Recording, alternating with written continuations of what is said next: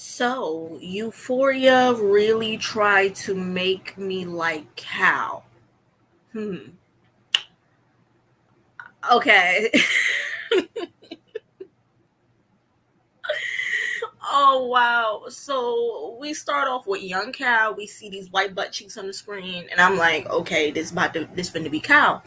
So Cal has a crush on his best friend Derek, and I already felt the gay tension when they was wrestling on the floor, and then we had that girl, which is soon to be Nate's mother, and Nate has an older brother.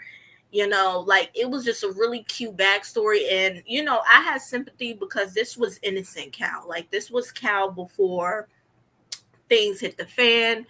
Like we see him. Cal gives me very much pansexual, so I feel like I was right because not only do he like sleeping with women, because they confirmed it that he likes sleeping with, the girl, and he likes sleeping with men. He likes sleeping with trans women. He likes sleeping with everybody non-binary. He likes sleeping with everybody.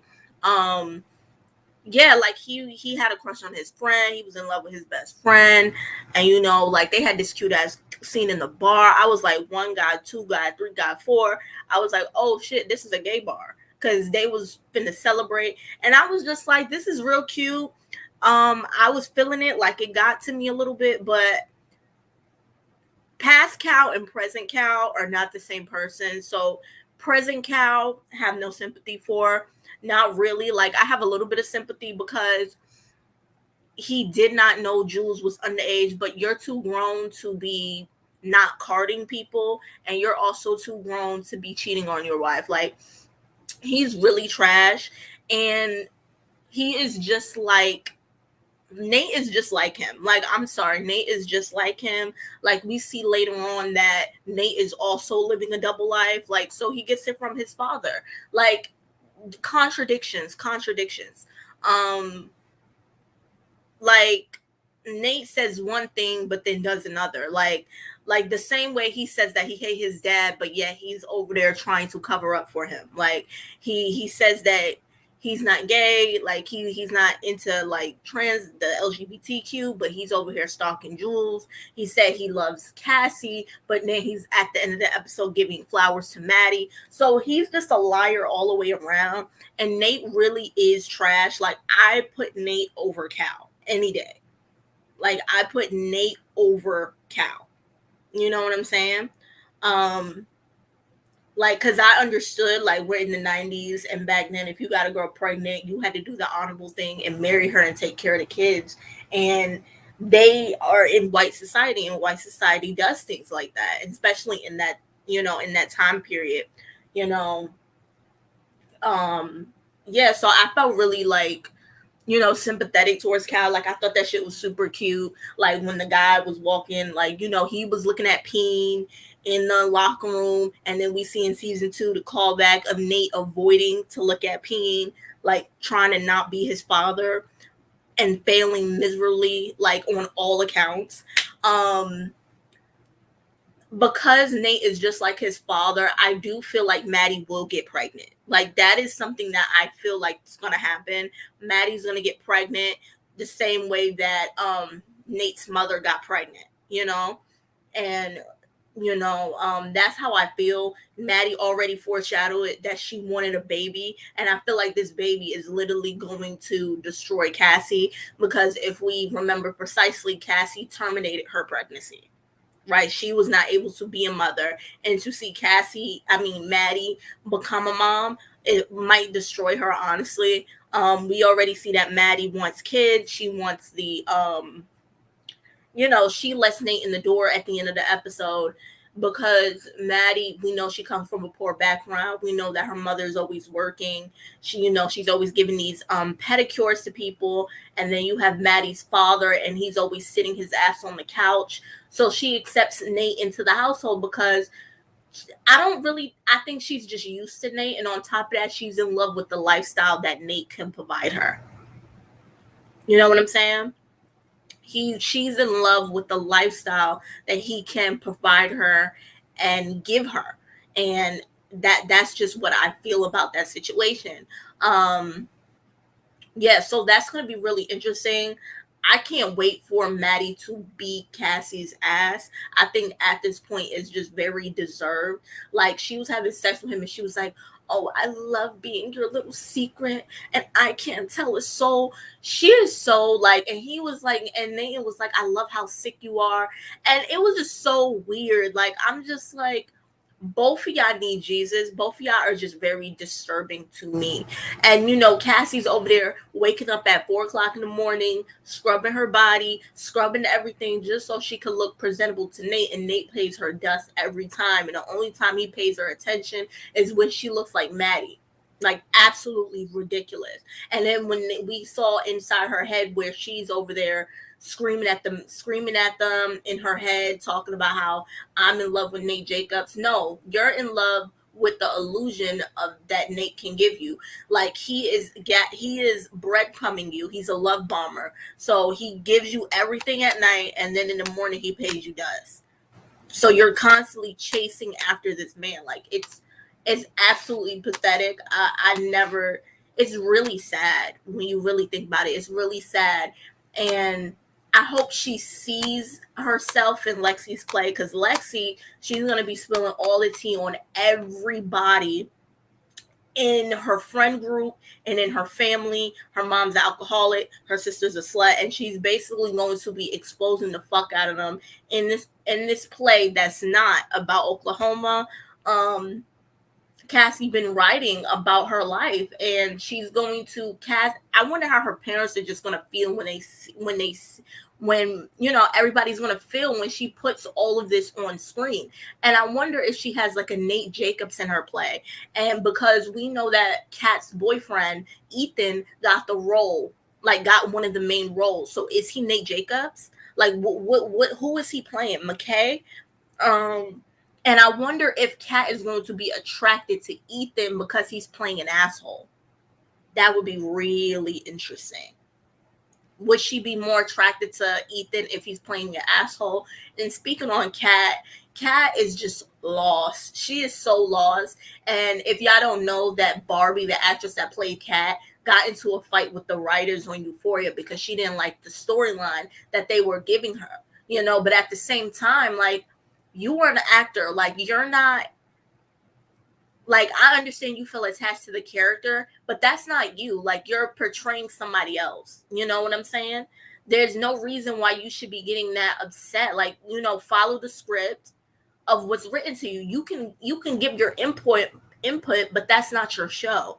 So the writers were feeling some type of way about Barbie and were cutting her scenes. So that's why Cats this season has been a little bit lackluster. Like, we have Elliot, Rue, and Jules. I can't wait to see if this is going to be a polyamorous relationship. Like, we already have a love triangle. Us having a healthy, balanced polyamorous relationship would be so interesting to me. Like, just all three of them, like, in a relationship. We know Elliot has a crush on Rue, but he feels like, and Elliot is sexually attracted to Jules. He has a crush on Jules. Jules likes Elliot, but she doesn't want to admit she likes Elliot, but she's also jealous of Elliot because he's with Rue. Rue has a crush on Elliot, but doesn't want to admit it to Jules, and they're both lying to Jules about being drug addicts. And right now, Elliot's the only one that knows that Rue is over here fucking up and doing this little drug trade with soon to be miters at her school, and they doing drug runs. Like, that's going to be a thing as well. But what was I saying?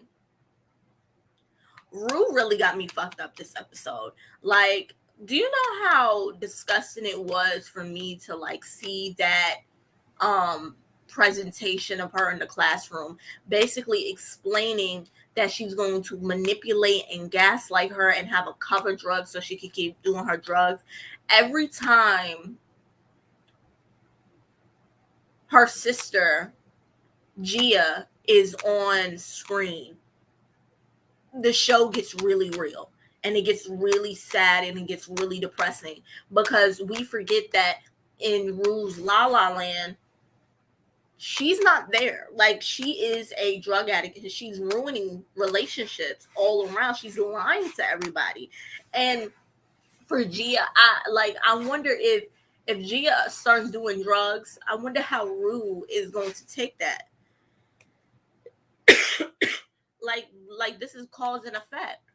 Um it's very disturbing, very disturbing. Um God. What else? What else happened? Rue saying what she said to Ali absolutely pissed me the fuck off. Like, I wanted to drag Rue by her hair through the goddamn screen. Like, how dare you? How dare you?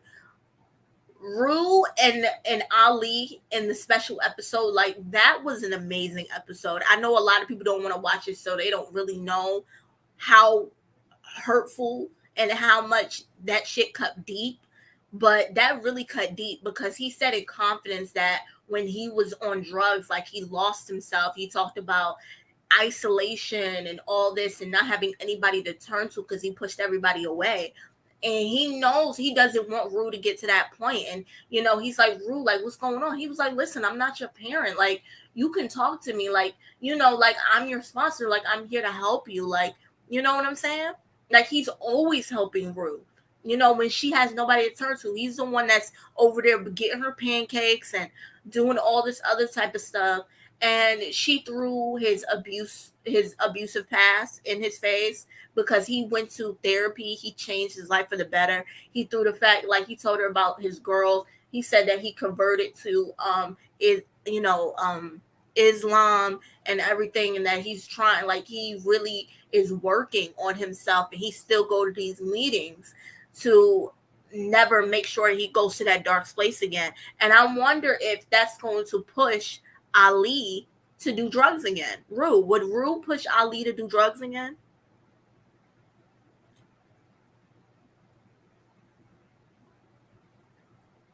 Fucking crazy. I wonder, like, he was so speechless that he couldn't even speak. Like, it was just like, I can't, like, I hope that Ali does become her father, but I don't know how. I don't know. Like, I don't know. Like, I predict that Ali will become her father. I wish he would, but because that's the only dad she really has. Because her real dad is gone. You know what I'm saying? Um, Rue is in deep shit. Rue is in deep shit. Oh my god! Like, it was just so much that was just going on. Um, I wonder if Lexi and Ethan are gonna, if is Lexi gonna steal Ethan away from Kat, or is she really gonna get back together with Fez? Like, Ashtray hitting Cal over the head, and they're talking about this sex tape. Like, it's just so, like, Nate is just lying. Now we have more people who know about this fucking sex tape. It's literally ridiculous. Soon the whole town is gonna know. Like, Nate, like, if you really hate Cal that much, like, all you do is have to tell your mom that your dad is cheating on her, and she will probably leave him. Like, with men. Just say that. Like, and like, if you really cared about your mom, you would do that. But even in the audio, like, he doesn't like his brother, he doesn't like his mom, he doesn't like his dad, but he's over there always protecting his dad. For what reason? If you really don't like them, like, you can live with if you really want to take over the household, just tell your mom that your dad is cheating on her, and then live, like, basically just live with you and your brothers. Like, just have it be y'all, and Cal gets kicked out of the house. He don't even have to go to jail. But if he does go to jail, I mean, hey, it is what it is. Like, because, Nate is just so contradictory. Like, it's like, what do you want? Like, what do you want? Like, what do you want? Like, everything about him is just so contradictory. It's like, you're not making sense. Like, at all. Like, a lot of people think that if he goes to get the disc, like, he's trying to get the disc from Maddie, but at the same time, I feel like this is just classic Nate being ownership of her. Like, that's just what it is. I feel like Cassie reminded Nate of Maddie when she was wearing Maddie's outfit. And he latched onto it. Like he was like, he was like, damn, I need to get back with Maddie. Like, who knows? Who knows? Who knows what's going on? But they weren't even at Maddie's house. They were at the babysitter's house. So I don't know. I do hope that Maddie, if she does get pregnant, hopefully she can work as an intern for a fashion designer, like be a fashion designer and shit like that. Like I would love to see it. Like clearly she loves this little boy Theo. Like this is interesting. This whole thing is interesting. I'm very invested into the polyamorous relationship that is Elliot, Jules, and Rue. It's just so refreshing to see something like that, like a quadruple instead of just this love triangle, this toxic ass love triangle on the side. Like it can work if you are honest and upfront about your intentions and what you want. Like you'll be surprised what people would agree to in relationships if you were just honest with them. And I think that's why Jada and Will last as long as they have. It's your girl Naya here, and peace. Those are just really my thoughts on the whole thing. Wait, hold on. I do wonder if we will see Derek again in Cal's flashback. Maybe that could be like another person. Like maybe that could be Elliot's father. Like who knows? Like I'm just really invested. Like they don't just show us people not to like reference them later. So maybe like these people will just like come up. But anyway, it's your girl Nine here, and peace. Bye.